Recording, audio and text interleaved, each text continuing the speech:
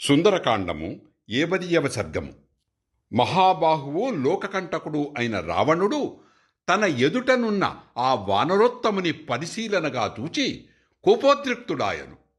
మహాతేజస్సుతో ప్రకాశించుతున్న ఆ కపివరునిగాంచి సంశయచిత్తుడై రావణుడిట్లు ఆలోచింపసాగాను.